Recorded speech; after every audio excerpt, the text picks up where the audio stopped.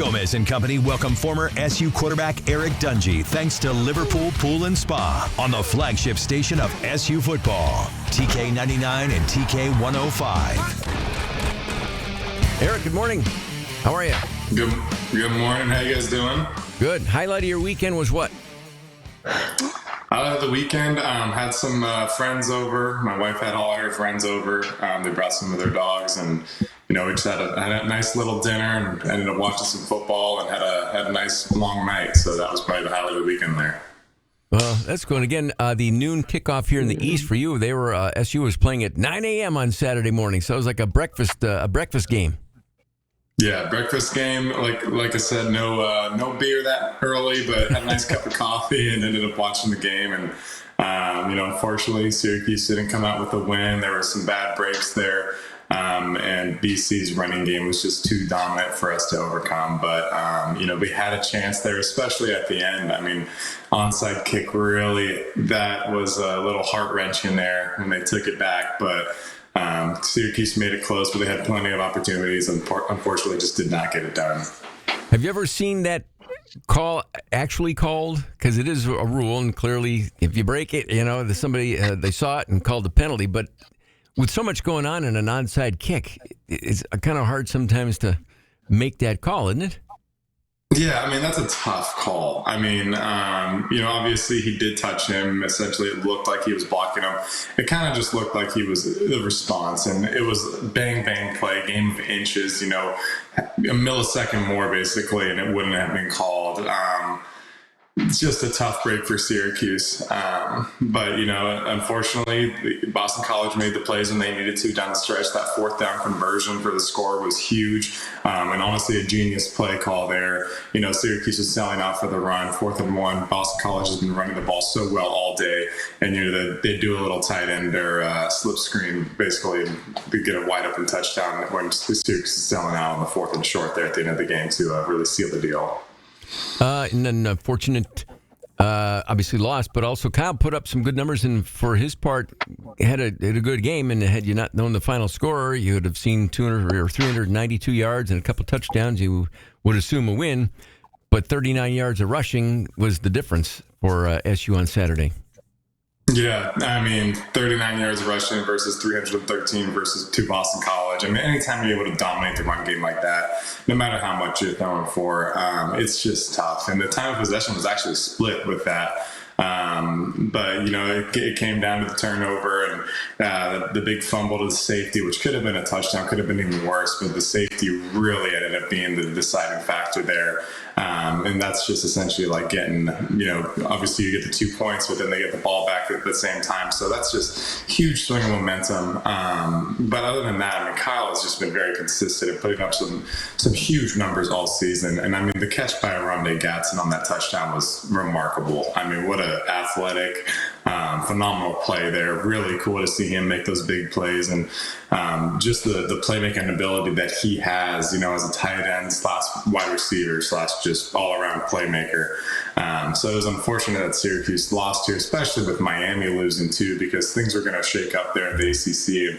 It almost felt like if Syracuse won that game, there was a pathway for them to make it back. But losing to Boston College, now it's just, really trying to make a good bowl game and finish out the season strong. But going across the country to Cal is a solid team, 5-4. But I mean, they've had some close games and some tough losses. And they're just a very solid team.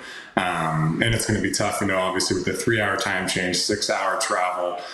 Syracuse really has to make sure that they're prepared this week and come back and, shake this loss off and make sure that they finish the season strong here. Because you got, a tough team at Cal. UConn's not looking terrible, and then you're finishing off with Miami, who I said had some cracks. I don't think Miami's been that impressive all season.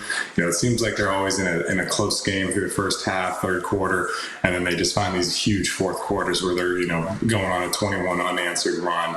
But Georgia Tech obviously proved that was too much for them to overcome, and they were dropped. But this was a big game for Syracuse to lose if they had any shot in the ACC. So at this point, it's just making sure that kind of get back on the horse and understand that we're playing for a better bowl game here.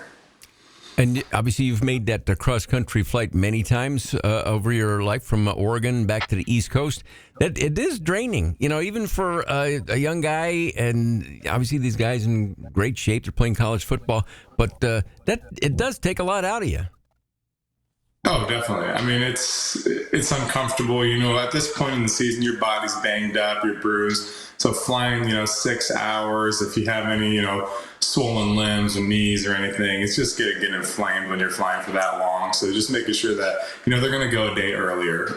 So making sure that right when you land that you're getting into a good routine, make sure you're taking care of your body, go through your pregame, your prehab, make sure that you're really getting your body right for the game coming up and getting comfortable and adjusting to that time zone, maybe taking a nap or two just to get that adjustment. So it's going to be big. I mean, personally, I never had to play that cross-country trip in college. So, but I imagine, that 3-hour time zone can be a lot. It just kind of messes with your habits and your schedule. So make sure you're prepared, and it's going to be a big week of practice. And other than that, it's just going to be making sure that your body's ready to go.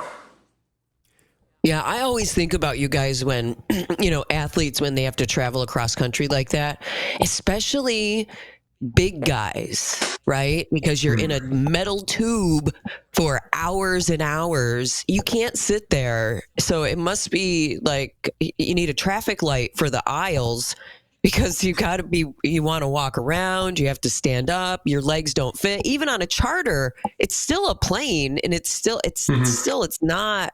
Ugh, those poor guys. You're a big guy, Eric. When you're tall like that, your legs don't fit. Ugh, must be a nightmare for those poor guys. It's incredibly uncomfortable. And, I remember a story hearing of like Russell Wilson, doing lunges or something, or, high knees, whatever it was down the aisle. But you're not going to have, 20, 30 guys doing that. Obviously, the aisle's small. One guy's going to be maybe walking around for a while and make sure, but you do want to get up, move around, get some of that blood flow moving. But yeah, when you have a lineman or one of Syracuse's linemen, 6'8", he's a big guy, you feel bad for him, but you also feel bad for the guy probably sitting in the middle seat between him and somebody else. So you just, it's the luck of the draw at that point, and hope that you have a good seat. And, obviously the Rondays, Kyles, they're going to get, the best seats there, and make sure that they're getting plenty of space. And those other linemen who are going to be protecting him, they'll likely have a seat in between empty.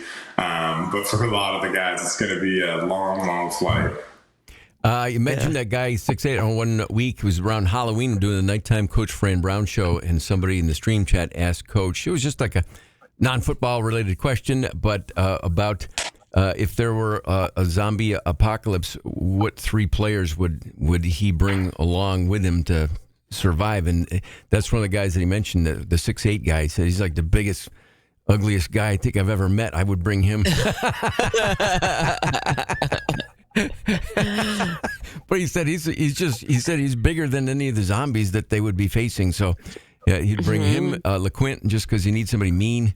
And then I forgot the third guy, but the 6'8" guy, he's like, that was like the first thing he said. We got a guy 6'8", he's just big. I'd bring him.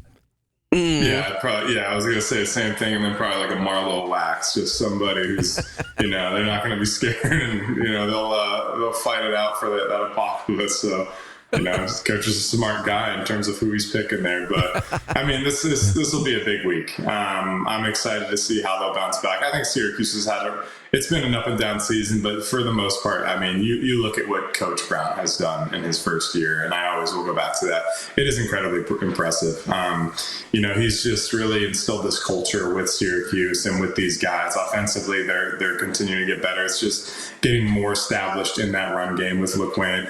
And it's not even LeQuint. It starts with the guys up front and making sure that they're comfortable. And usually the second year is where you start to see that growth, and making sure that you can see getting these guys, these offensive linemen to come in, buy into the system, and having their chemistry go up. It really is. You have to have 5 people cohesive, and essentially 5 people playing as one. They've done a solid job protecting Kyle, and LeQuint's actually done an incredible job. I think that's the most unique and beneficial point of his game is his pass pass blocking. He does great things when he has the ball in his hands, but the way he's able to pick up blocks is truly remarkable. But I think once they, get 2, 3, maybe a left tackle, right tackle that are really established, that this offense is going to get really impressive. But then you lose Kyle next year, and it's going to be tough to replace a Kyle like that. So you never know. But I think Syracuse is a very established place where a quarterback in a transfer portal might want to go. They're seeing the numbers Kyle's putting up, and they're just thinking, okay, I can do this, and I can put a name, give myself a name on the map, and we'll see. I think Syracuse is putting themselves in a good situation here, and even though the season hasn't gone the way we wanted, which is undefeated, obviously, in the championship and in the future, it's putting ourselves in a good position to be successful for the upcoming years. Eric, thanks. As always, we will update again on Friday morning, as the Orange by then will be out on the West Coast. So we'll break down Cal a little bit further. But have a great week, and we'll talk to you on Friday. Thanks, guys, everyone.